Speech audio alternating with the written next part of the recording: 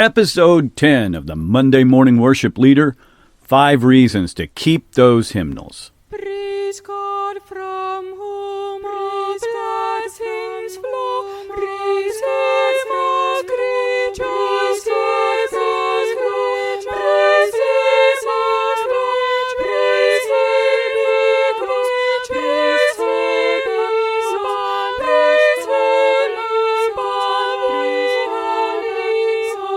praise Father, Son, and Holy Ghost. Brother John here with you. So good to be with you on this Monday morning. I hope that Sunday went well for you. Sunday went very well at our church for many, many reasons, and I can get into that a little bit later in a later podcast. But for right now, let's just say it was a great Sunday morning.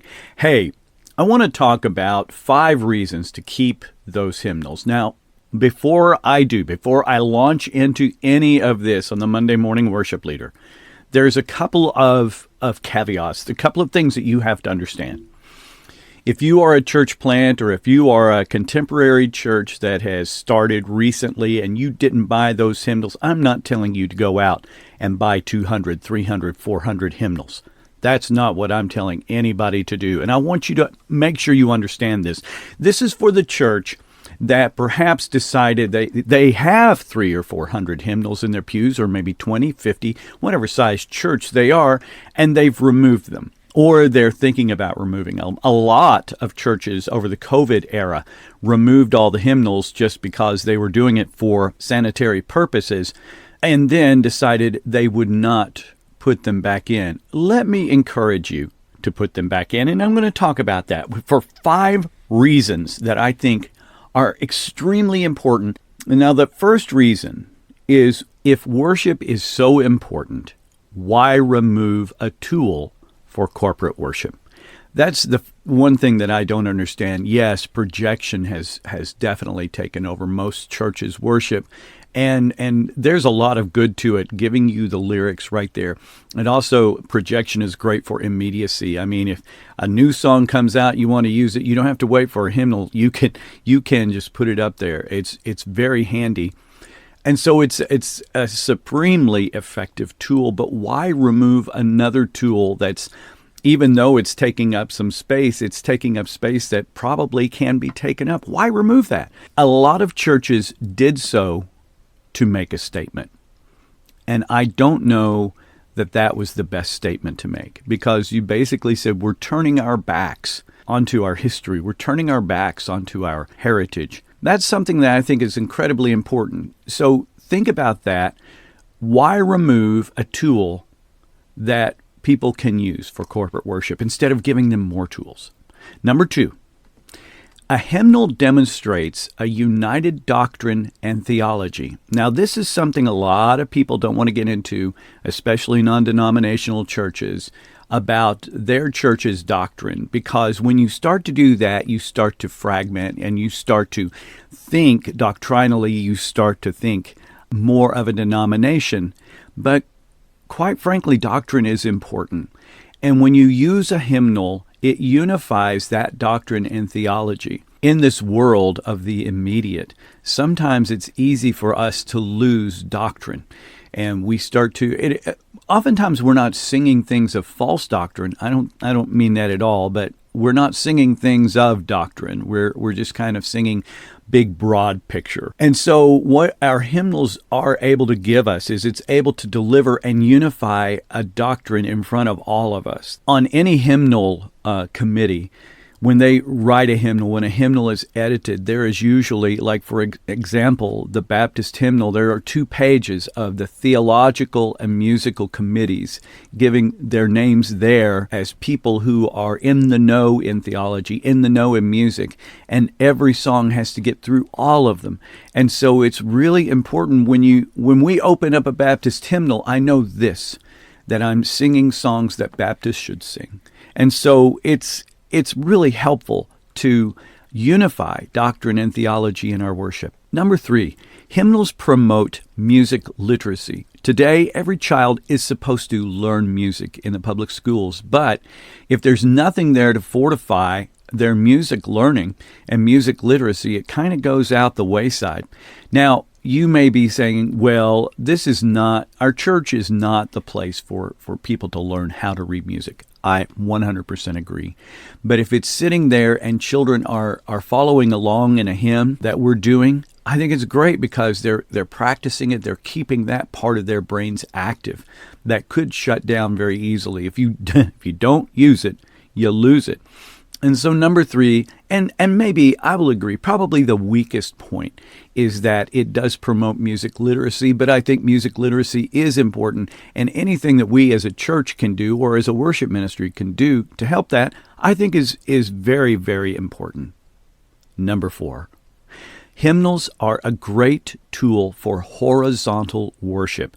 When we're standing side by side, holding hymnals, perhaps even sharing a hymnal, what we're also doing is we're physically demonstrating horizontal worship. Now, if you're wanting to know more about horizontal and vertical worship, which are both important, but they're both they do not have exclusivity. I believe that every good balanced worship service must have vertical and horizontal worship. You want to hear more about that? Check out number 3 podcast here on the twin pillars of worship. That's podcast number 3 of the Monday Morning Worship Leader. And I talk about the importance of horizontal worship. And so hymnals are a great tool for that, for us to stand side by side, sharing music and looking at this music together. Number 5, hymnals are a source of personal devotion. I can't tell you how many times in our worship service I see people thumbing through the hymnal before service, just reading the words. Where I do this podcast is this little back office in my office, and I'm surrounded by shelves and shelves of hymnals, and I have hymnals at home, and I'm constantly leafing through them, constantly reading them. They're a source of personal devotion. Again, why remove that from your people? So 5 reasons to maintain keeping your hymnals in your church. 1, when worship is so important, why remove a tool for corporate worship? 2, hymnals demonstrate united doctrine and theology. 3, hymnals promote music literacy. 4, hymnals are a great tool for horizontal worship. And 5, hymnals are a source of personal devotion. And now for a good word. Okay, this book, I'm just going to say in one word, this book is comprehensive. It's a new book. It's called Reformation Worship, Liturgies from the Past for the Present. It's edited by Jonathan Gibson, who is just an up-and-coming writer in the worship world. This book is fantastic. And it talks about worship orders and liturgies that we see post-Reformation through the church. And as I said, it's comprehensive. And if you want to know more about form, because form is so important, I encourage you to check out episode 5 of the Monday Morning Worship Leader, Worship is Formative, and episode 8 of the Monday Morning Worship Leader, An Irksome Phrase. Both of those podcasts talk about the importance of form in worship, and Reformation Worship is a great book to go to see how form has worked with worship over the past 500 years. Comprehensive? Yeah, buddy. 688 pages of worship orders from the past. Now, you can get a link to this book, Reformation Worship, in the show notes. And if you click on that link, then the Monday Morning Worship Leader gets just a little bite of what you've paid for the book. So I encourage you to do so. And that's it for today's Monday Morning Worship Leader. I'm so glad that you tuned in. I'm so glad that you take a few minutes. It is a growing podcast, and I'm so thankful for that. We get more and more downloads each week. And so if you have anything you want to contribute, let me encourage you to check out my website. It's my blog site, biblicaltrumpets.org. You can email me from there, or you can email me at john@biblicaltrumpets.org. Let me know how you're enjoying the podcast. Let me know your contributions, your thoughts. Maybe you disagree with me, and I would love to hear that too. Honestly, I really would. And if you would like to just drop an MP3 of your voice saying something about the podcast or something about what you're doing, I would love to incorporate it in the Monday Morning Worship Leader. Remember, my friends, We are not rock stars. We are servants. I'll see you next week.